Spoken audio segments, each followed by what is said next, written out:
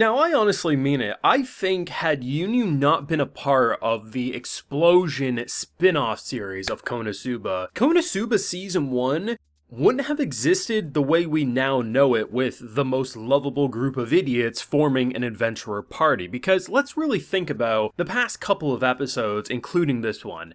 Let's just assume that Megumi leaves the cult, the Axis cult, and basically she hits the road and gets to where we start this episode off, even if Yunyun hadn't shown up and rolled her down a hill and tried to smack some sense into her. Let's just assume she gets through that by herself. She probably either would have died on the road, as seen by the giant worms that she wanted nothing to do with. She was scared absolutely shitless. She wanted nothing to do with it. And even assuming she ran off and was able to cast her big explosion spell, she would have killed everyone in that area, maybe not herself. And if that happened, we probably would have had a lot different of an interaction with her in Season 1, because we probably would have found her in jail for murder, and not even attempted, just full-blown murder. Yunyun is without a doubt the most valuable player when it comes to her life, and without her, Chomsky would be dead, a group of people would be dead, she probably would be dead, and honestly, she's the only reason this goofball isn't either in prison,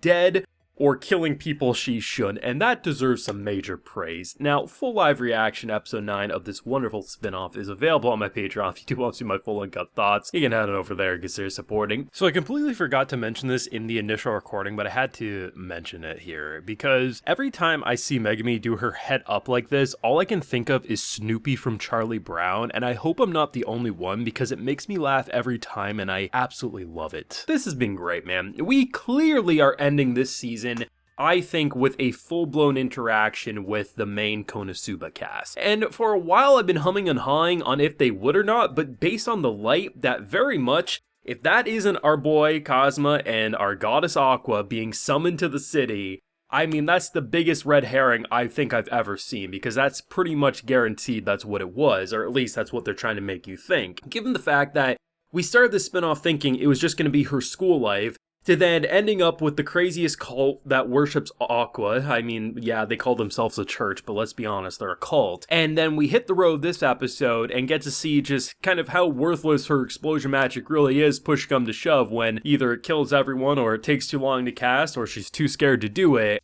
And now we finally are reaching that city we know and love, and we know where they want to end this season. And I think that's fantastic, because I really like what they've done with this. Is there a lot more room to show both school stuff before they got to the main city? Of course. And I mean, if anime has shown me anything recently, is that seasons come back, even after they, end the show.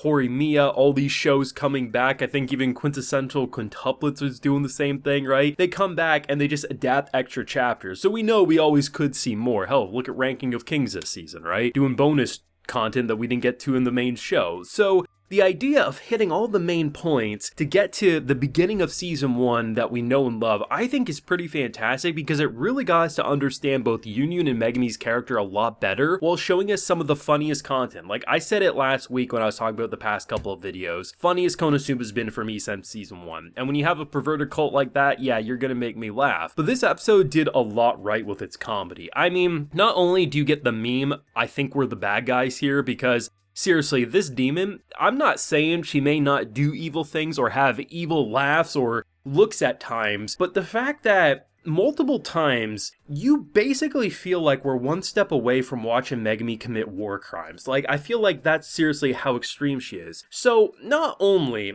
does she yeet Chomsky into the sky, which, yeah, maybe you can make the argument, is that really the worst thing ever? This whole evil god trapped in a cat body? Potentially, no. But when you start launching your explosion spell because she goes and captures it, and you're willing to blow up your pet after trying to sell your pet, well, technically you did sell your pet because you literally took her money for the transaction and used it for teleportation. You just don't care. There's no loving compassion there. And had Yunyun not been there, our poor Chomsky cat would not be a part of KonoSuba at all from this point onwards. And when you just have this demon who is so screwed by this family, buys a bracelet that literally can't take off, is cursing you to just absolutely have the worst luck, and when you come to take the thing that you agreed upon, there was a transaction there. This isn't someone just trying to take something and not giving anything back. You accepted the big bag of gold, and you said big bag of gold for teleportation. And because you don't have it, you're like, no, I'm gonna still keep the cat, even though I'm completely willing to yeet the cat into the sky and explode it just to get rid of you. In everything we've seen in this, hands down, Megumin feels like the villain, and this demon feels like, you know, seriously, they literally had this giant lightning blast versus a giant explosion blast. She looks at Chomsky, and the only reason Yunyun and Chomsky weren't blown to smithereens is because she held back for the greater good. And oh my god, Megumin is a goddamn psychopath, but that's why we love her, right? And to watch the 3 battles they have to go through, giant sandworms, you have giant bats, and then you also have goblins. And who takes care of all of them? Yunyun. There is 3 pillars to get to this city, and I am pretty damn sure Megumin would not have been able to do this herself, because the guards look like they couldn't have dealt with at least the sandworms. So let's just say she was able to cast Explosion, kill all the worms, and no one else got destroyed, and they're able to even help. The carts weren't destroyed, the horses were fine. You then had to deal with the goblins, you then had to deal with the bats, and she wouldn't have recovered enough to do 2 or 3 more spells after that. So yes, I don't think it's an exaggeration to say that Yunyun is hands down the MVP of this show,